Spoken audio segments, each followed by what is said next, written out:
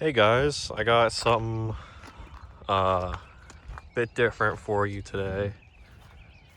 Similar but different. I wanted to introduce the newest addition to the fleet, and that would be this. This is my 1999 Jeep Cherokee XJ. It's a SE model, 4-liter 5-speed. I got this off of a buddy of mine. A little backstory: this was his high school Jeep, and he's had it for somewhere around 8 years. Finally decided to let go of it, and kind of on the whim, I decided that I wanted to be the next owner of it. My blue YJ, I used to take that off-roading when it was stock and lifted, and a couple times, this thing came with, it off-roaded with me when I had my K20.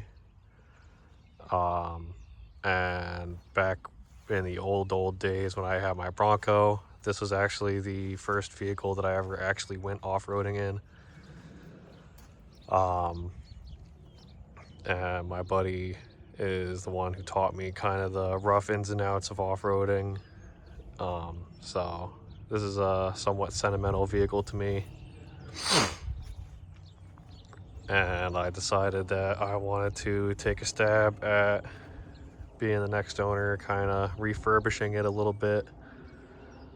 I could see the front end's a little bit mismatched. I'm not sure, maybe it was in an accident at some point, but as a whole, it's not really terribly beat up. I mean, it's got some usual XJ rot. The rockers are both pretty shot. The floor on this side, at least, is a little crusty, rusty. It's got the typical two-door crust spot starting there. This quarter panel is pretty decent, but that quarter panel is blowing out. Overall, I would say the body is a good, 6 out of 10, 7 out of 10. It's not like it's a trail rig, it's dented to crap, but it's a New Jersey Jeep. You'll get the rust. It's a lot more solid than a lot of the other ones that I was seeing for sale. But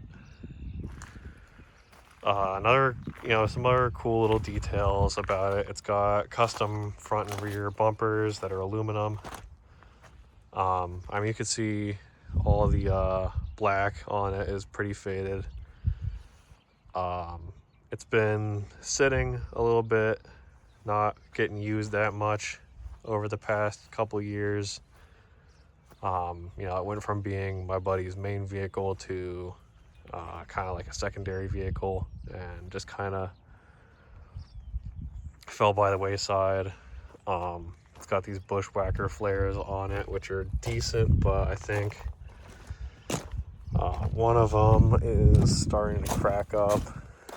Yeah, it's the driver's side one. It's got cracks around all the mounting screws. And it's the same side on the same story with the driver's side rear. So again, not terrible, just kind of old, worn out, faded paint, stuff like that. It has 210,000 miles on it, which seems like a lot, but isn't really too terrible for one of these 4 liters. I mean, they can go pretty good they can go pretty far if you maintain them right, and thankfully he did maintain it fairly decently. It's got good oil pressure when it's warm. It's like 30 psi oil pressure. He told me in the past he's had the lifters, head gasket, and the head rebuilt, so that's good. Uses Wix oil filters, so you know, I'm fairly confident in the engine. Transmission's pretty good. I've noticed since driving it around today that second gear kind of is a little, sometimes it wants to pop out of second gear, sometimes it doesn't really want to shift into second gear, but generally speaking it's pretty good. I'm not sure what brand lift this is, but it's a 7.5-inch lift.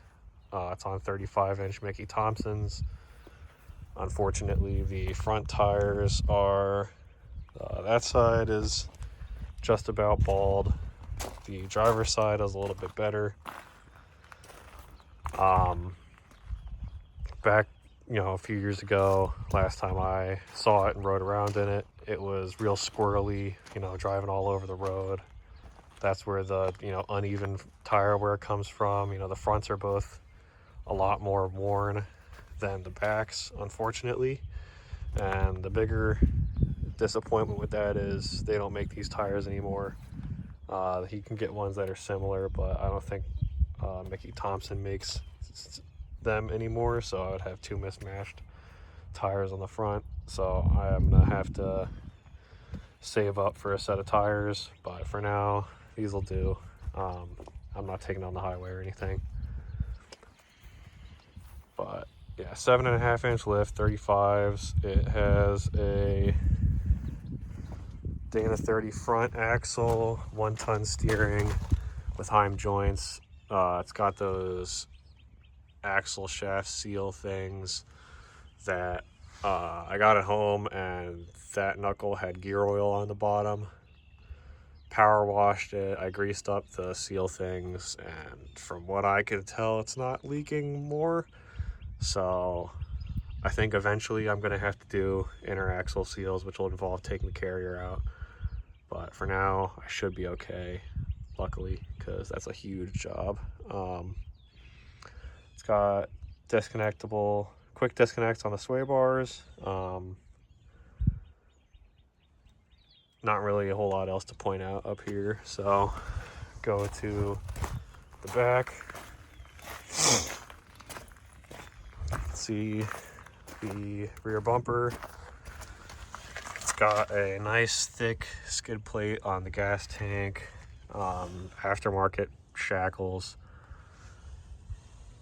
and the big thing back here is it's got a 8.8 with disc brakes, probably out of a Explorer or something, but it's a 373 posi in the rear and a 373 with an electronic locker in the front.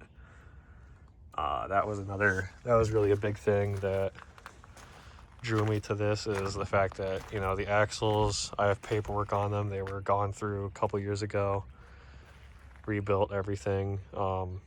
Obviously they're not cosmetically brand new, but, you know, seals got replaced, the front axle shafts got replaced, seals got replaced, which, you know, I'm kind of confused as to why the seal's leaking now, but oh well. But I got paperwork that says they were gone through. I think the rear end was rebuilt back in 2018 or so. He had a new posi carrier put in it. I'm trying to think.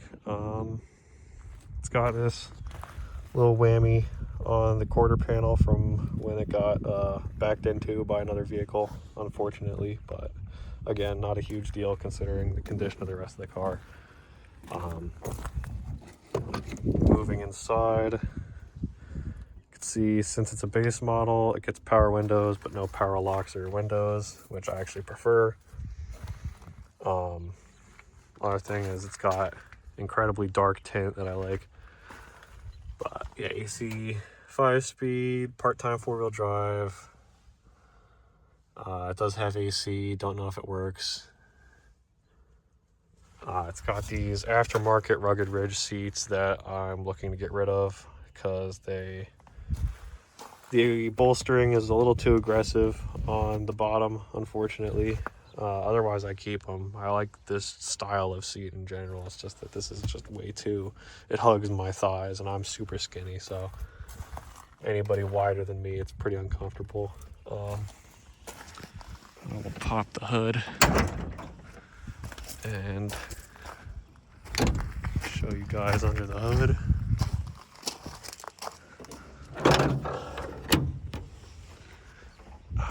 Just a second. So there you go. There's the 4-liter. It's got some sussy wiring going on. I think that's for, yeah, those are for rock lights, which I'll be getting rid of because I don't really dig the rock lights. I tested them out last night and can't really figure out how to work the little controller. It's got 4 buttons labeled A, B, C, and D. So if I end up wanting to get rock lights on this again, I'll get one with a controller that you can actually tell what the buttons mean. So plus they weren't really that bright, so probably be deleting that. Believe, not sure why this harness has 2 green positive wires, but yeah, it's got cold air intake, that definitely needs a new air filter. You can see one of the things that I noticed when I was pressure washing yesterday was this port was completely open on the intake, so you know it's just sucking in unfiltered air. So I plugged that off for now. I have a brand new PCV hose on the way.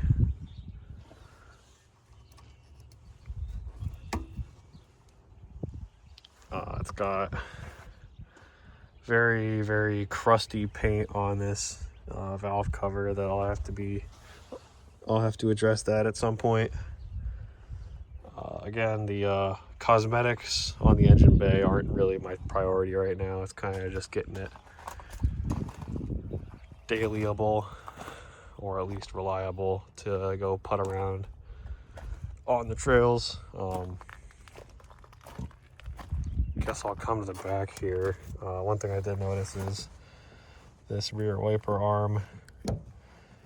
It's acting better now. Before it was totally sticky. You'd pull it out and yeah, right there it would just stick. So I sprayed some PV Blaster on it and it seems to be working better now.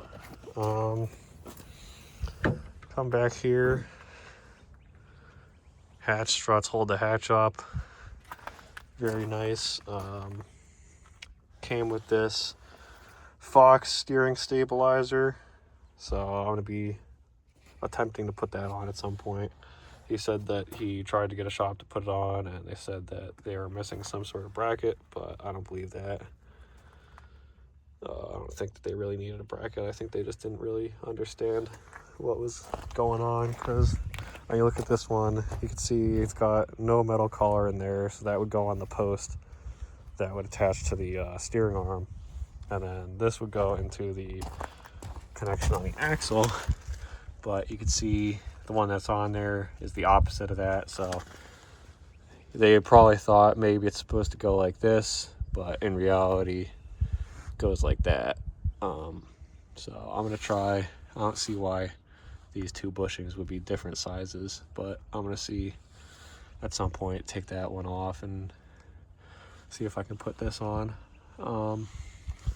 Just because, you know, it's a Fox adjustable steering stabilizer, so it'd be pretty cool to have that on there.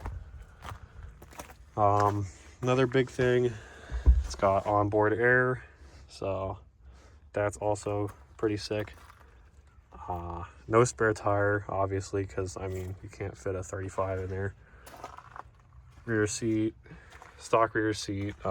This side for some reason doesn't really want to clip in, so I gotta kind of mess with that. But yeah, I will end the video here. Runs fine. Obviously drove it here. I'd start it up, but I just don't feel like it right now. And it's a straight pipe after the cat, so it's, you could probably just look up a video on YouTube. They all sound the same. So I will see you guys in the next video. I got some parts ordered for it already. Like I said, that PCV hose, wiper blades, and idler pulley, because the idler pulley that's on there is screaming.